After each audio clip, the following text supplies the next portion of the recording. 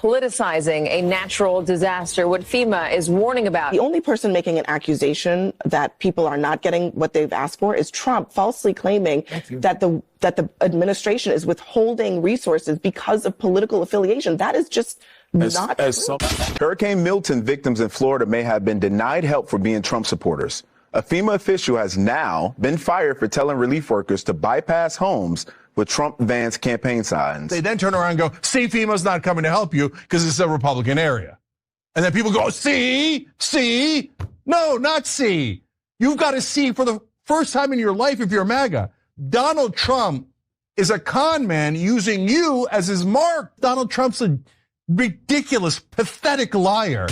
Well, the Federal Emergency Management Agency is facing major backlash after confirming reports that a supervisor ordered disaster relief workers to avoid homes with Trump yard signs. What would you say to people propagating misinformation about the emergency response to these storms? Stop politicizing FEMA. Elon Musk is hopping about the country, spewing and tweeting political falsehoods and attacking FEMA while claiming his desire to help the hurricane victims with free Starlink access to the internet. Donald Trump is literally putting lives at risk right now. If you can't trust FEMA and trust basic weather reports, for example, which he's questioned in the past. Elon Musk, the richest man in the world and top Trump ally, has also pushed lies about the hurricane to his millions of followers on the social media platform he owns. Boy, oh boy, oh boy, oh boy, oh boy. It seems as if another right-wing conspiracy theory has turned out to be correct, because nowadays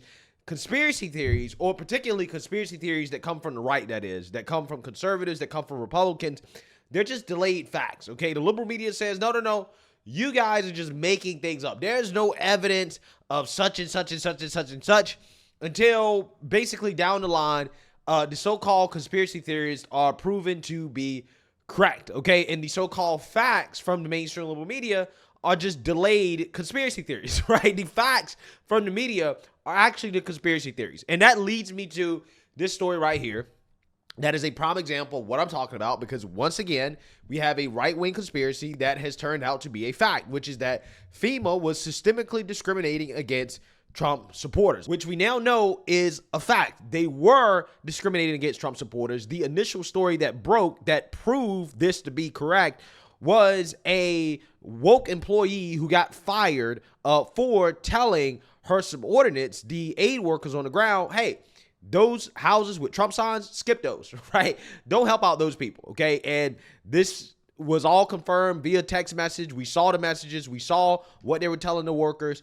And this FEMA supervisor ended up getting fired. Now the FEMA supervisor has become a whistleblower, and she's saying, no, this is not an isolated thing. Okay, I'm just being thrown under the bus because I got caught, which is exactly what I said at the beginning of all this. When this story first came out, I said, FEMA's not really upset about the discrimination. They're just upset that this woman got caught, because I guarantee you this is systemic. And now, lo and behold, this same FEMA worker is coming out and saying, yeah, it wasn't just me doing this. This is something that is systemic throughout the whole organization. Like the whole organization, they went out of their way to discriminate against Trump supporters, not just in Florida, but also in North Carolina as well too, after the disastrous hurricanes, which proves that the so-called white-wing conspiracy theorists were right once again. And she went on Roland Martin's show, okay, and she explained in more detail exactly how FEMA systemically discriminated against Trump supporters. When were you notified? Because the Daily Wire said there was a whistleblower who made this point. Go ahead. I was notified after I demobbed. The next morning, they told me verbally I was fired, but they never provided me anything in writing stating that I was fired. They all alleged that these actions were made on my own recognizances and that it was for my own political advances. However, if you look at the record, there is what we call a community trend. And unfortunately, it just so happened that the political hostility that was encountered by my team, and I was on 2 different teams during this deployment, they just so happened to have the Trump campaign signage. FEMA always preaches avoidance first and then de-escalation.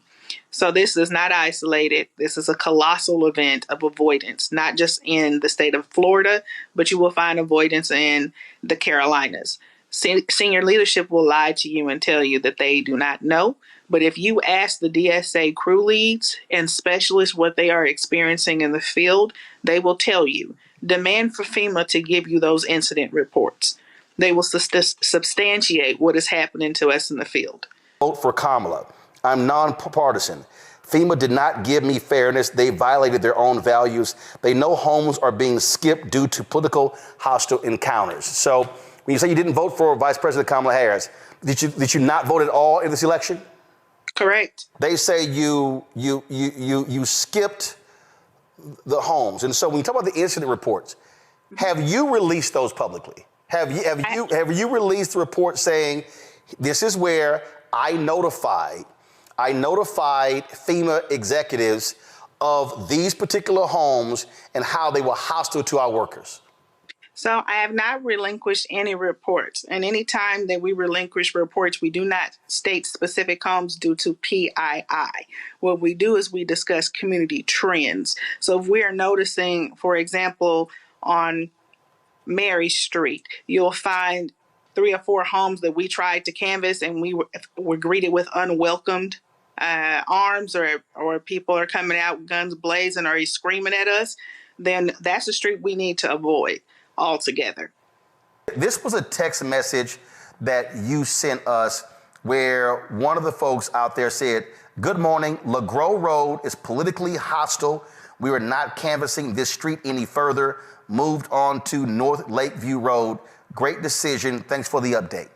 Exactly. So my senior leadership was aware of the amount of encounters that was going on in the field. Again, this was my second time and a second crew in Florida and experiencing unwelcomed behavior from the residents. Now, not all Floridians have been unpleasant, but for the most part, the ones that are very passionate about their disdain for FEMA, they have no problem expressing it. So walk us through this. You also sent us this, and it says how it works. Purple paint marks. Property owners can paint vertical lines of purple paint on trees or posts along the perimeter of their property. It said why it's important for safety, clear boundaries, avoiding accidents. The purple paint clearly communicates that entry onto the land is prohibited without permission, reducing the risk of trespassing-related confrontations. So explain to us what this means, what this is. It means they can shoot you. If they don't have the sign up that says that they will shoot you, purple rocks and painting of trees means that you are likely to be shot. It means you're unwelcome. Do not come. So and they mean that by FEMA is very well aware of the incidents that take place, not just with my crew, but with all of the crews in the state that's declared. And instead of just saying, hey, this is how we're going to mitigate it to protect our people, they decided to fire me and make sure Donald Trump knows that they are loyal to him because they fear retribution. The important thing is here, once we start seeing a trend, for example, if they just so happen to have these Trump campaign signs in front of their home, and that's the characteristic that's coming along with that, we have to proceed with precaution. So avoidance first and then de-escalation.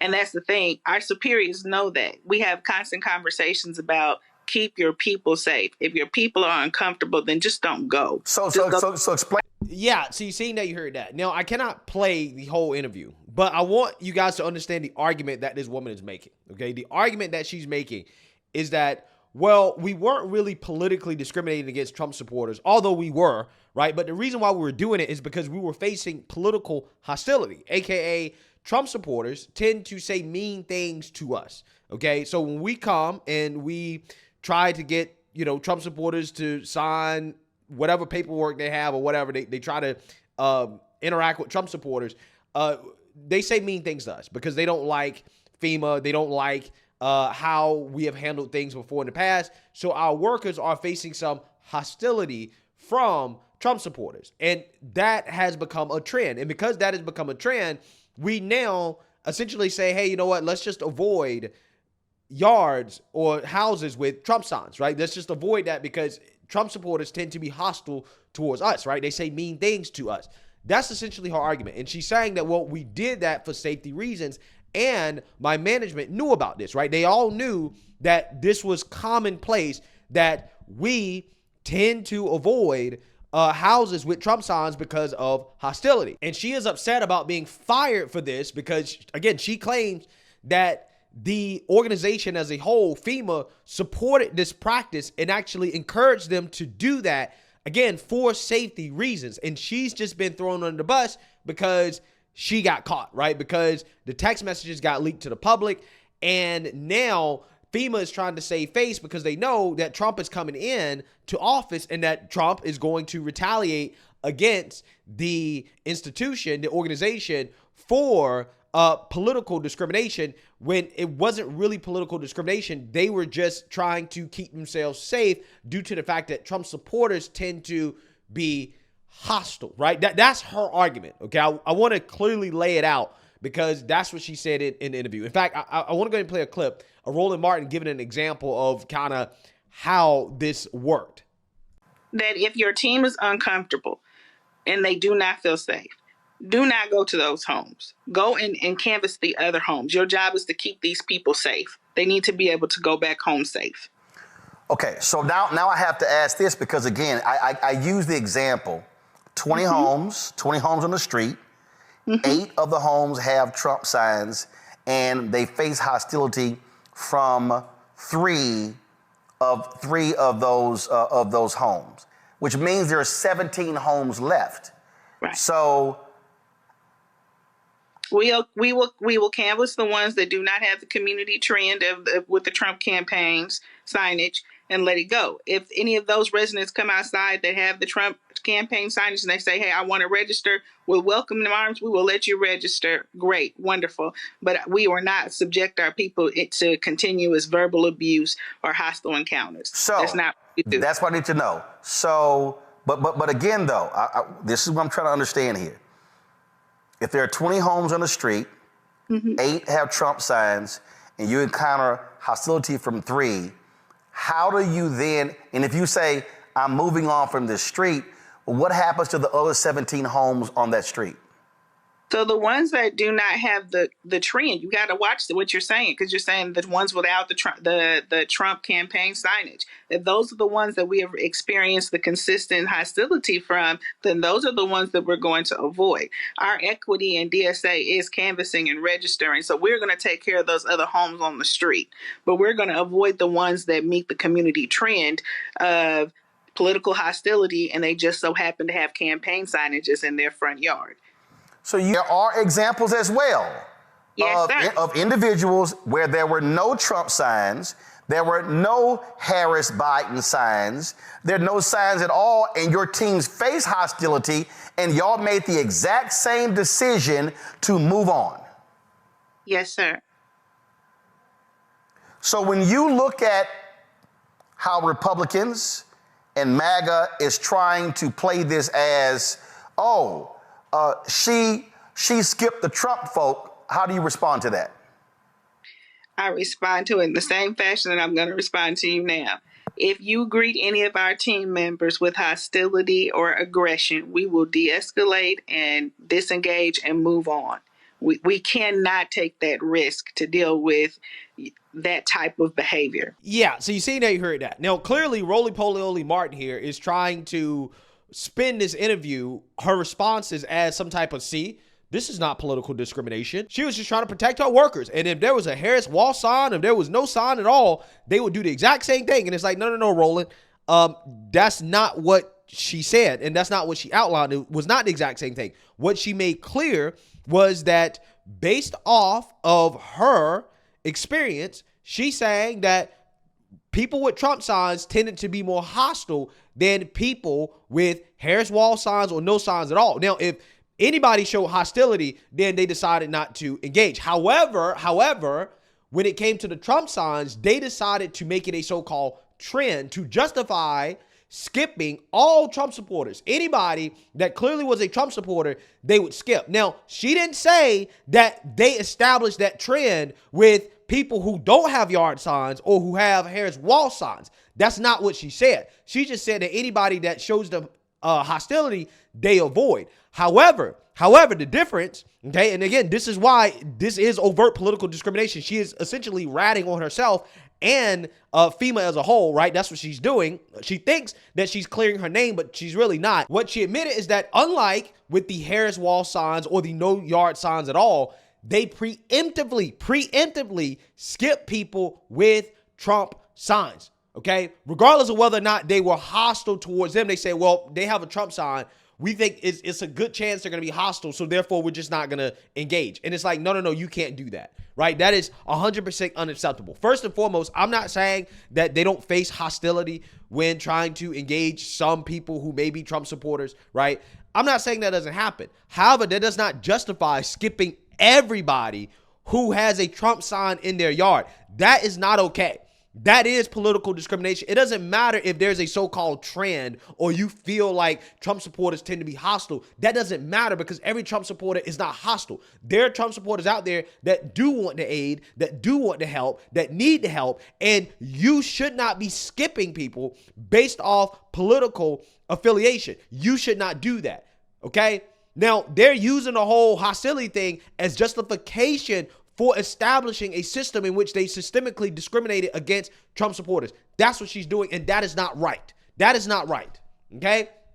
I understand, again, there are some people that are hostile, but as she admitted, hey, there are people with Harris wall signs in their yards that are hostile. Did they establish a trend where they said, no, let's just skip all Harris wall signs, right? Let's skip all Kamala Harris supporters. Or let's just skip everybody with no yard signs at all, right? No, of course she didn't do that, right? Of course, that's the difference. And if you can't tell the difference, then you're probably a little slow, which is probably what's going on with Roland Martin because, he thinks this is a gotcha. See, Trump supporters are violent and they're hostile. That's why they got skipped over. No, Roland. This is textbook discrimination because, again, let's change the situation here. If FEMA decided, hey, let's skip all black people because they tend to be hostile, do you think that would be okay? Do you think Roland Martin would be fine with this? Do you think that he would be saying, oh, see, this was justified because black people tend to be hostile? Do you think that would be okay? Of course it wouldn't be okay, right? That would be textbook discrimination. People will be boohoo whining, crying racism, right? All you got to do is just change political affiliation to color and then see how somebody like Roland Martin would react. Do you think he would be reacting the same way? No, he wouldn't be reacting the same way, okay? Everybody would say, yeah, that's wrong. You can't do that. You just can't assume all black people are violent and to justify not giving people aid or not helping them because you established this trend that the people who tend to be black are violent or are hostile. Again, that would never be acceptable. Never be acceptable. So why should this be acceptable? It's not. So again, this woman thinks that she's clearing her name, but she's not clearing her name. She's actually digging herself in a deeper hole, to be honest with you. And also on top of that, I'm glad that she admitted that, yeah, FEMA supported this. They were totally fine with it. They were only mad because this got leaked to the public, right? They're only upset. They only fired me as a way to save face because they all knew what was happening. They were supporting it. They were totally fine with it. They are just trying to protect themselves. I am very happy that this woman admitted that because once again, the right-wing conspiracies turn out to be true. They turn out to be factual, which is that FEMA was systemically discriminating against Trump supporters, okay? It doesn't matter what the reason behind it was. They were doing it, okay? They were doing it. So, yeah, this is why it's a great thing that Trump is going to be president of the United States again because that means that these organizations can be reformed from top down. Okay, and you can get rid of these political ideologues. This woman claims that I didn't vote for Kamala, such and such, but clearly she's anti-Trump, right? You might not have voted for Kamala, but you're definitely anti-Trump. And yeah, your political bias definitely got in the way. FEMA as a whole has a political bias against Trump supporters. Thank you for going on Roland Martin and essentially proving that, thinking that you're clearing your name, but no, you actually really just made it worse for yourself because you essentially admitted that, yeah, we did it. And then you try to justify discrimination, right? With reasons that are not justifiable, okay? Like, it's not justified to discriminate against Trump supporters because you feel like they may be hostile towards you or they say mean things to you. That's not a reason to discriminate. You signed up to help people, and you got to help people regardless of their political affiliation or regardless of whether or not you think they're going to be hostile towards you. Otherwise, don't sign up to do the damn job, right? If you can't handle some mean words, it's really that simple. So, hey, let me know what you guys think. Make sure you like, comment, and subscribe. Most importantly, share a Black conservative perspective. Peace.